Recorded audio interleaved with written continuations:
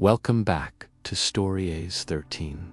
Tonight's tale takes us to a quiet village where an old wooden bridge hides a terrifying secret. Follow Alex as he discovers why no one dares to cross it after dark.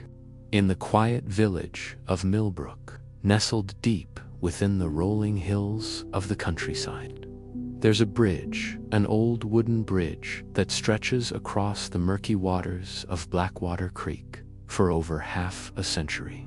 It has stood abandoned, its weathered planks groaning under the weight of forgotten memories. The locals, they whisper about it. You see, they say that when night falls and the mist rolls in from the fields, something awakens on that bridge, something that shouldn't be there. Alex had heard the stories, of course. Everyone in Millbrook had, but he never believed them until that foggy evening in late October. The sun had long since dipped below the horizon, painting the sky in shades of deep purple and inky black. A chill wind rustled through the bare branches of the trees, carrying with it the musty scent of decaying leaves. Alex stood at the edge of the village, peering into the gloom. The old bridge was out there, somewhere in the darkness. He could feel it calling to him, daring him to uncover its secrets. With a deep breath, he took his first step into the unknown. The gravel crunched beneath his feet as he made his way down the overgrown path. Thorny brambles clawed at his clothes, as if trying to hold him back. But Alex pressed on, driven by a curiosity he couldn't explain, and then there it was.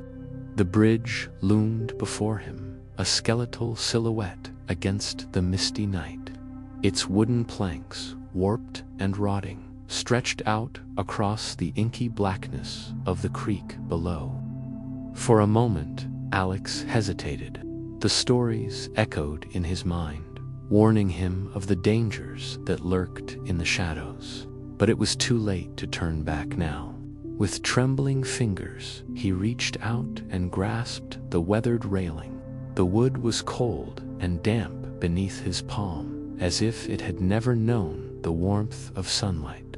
His first step onto the bridge sent a shudder through the entire structure. The planks creaked and groaned, the sound echoing across the silent fields like a mournful cry. Alex paused, his heart pounding in his chest, but nothing stirred in the darkness around him. Slowly, cautiously, he took another step and another. The fog grew thicker as he made his way across, swirling around his ankles like ghostly fingers. The world beyond the bridge faded away, leaving Alex alone in a sea of gray. He was halfway across when he heard it. Footsteps, soft at first, barely audible, above the creaking of the wood beneath his feet. But they were there, and they were coming from behind him. Alex froze, his blood turning to ice in his veins. He knew with absolute certainty that he was alone on that bridge. And yet the footsteps grew louder, more distinct. The slow, deliberate tread of someone, ... or something, drawing ever closer. Slowly, Alex turned his head, peering back the way he had come. But there was nothing there, just the empty bridge, stretching back into the mist. He took another step forward, his legs shaking beneath him, and the footsteps followed. Closer now, heavier, faster.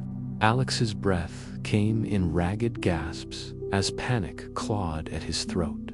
He wanted to run, to flee back to the safety of the village, but his feet seemed rooted to the spot, unable to move. And then he saw them, shadows flickering beneath the planks of the bridge.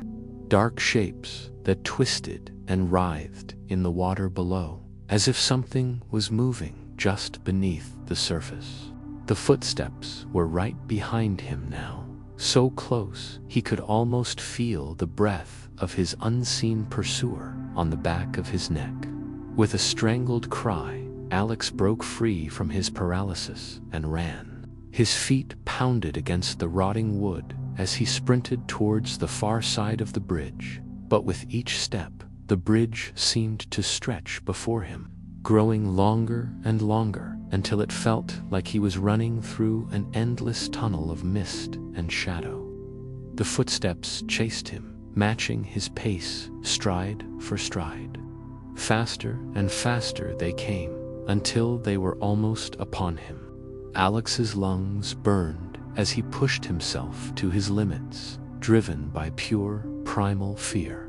He could see the end of the bridge now, a faint glimmer of solid ground beyond the fog.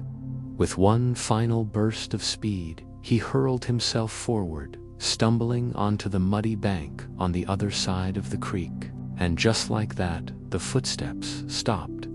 Alex collapsed to his knees, gasping for air. His heart thundered in his chest, threatening to burst from his ribcage. Slowly, he turned to look back at the bridge. It stood there, silent and still, shrouded in mist.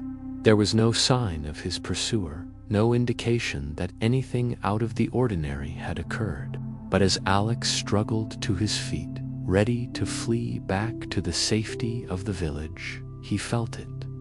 A whisper of cold air against his ear, the faintest sound of breathing right behind him. He ran then, faster than he had ever run before, back through the brambles and the darkness, not daring to look behind him. But even as the lights of Millbrook came into view, Alex knew that he would never truly escape what had happened on that bridge. For in the deepest, darkest corners of his mind, he could still hear them, footsteps following him home. Thank you for listening to tonight's chilling story.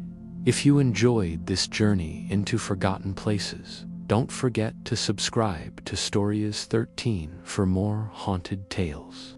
Until next time, beware the footsteps that follow when you're alone.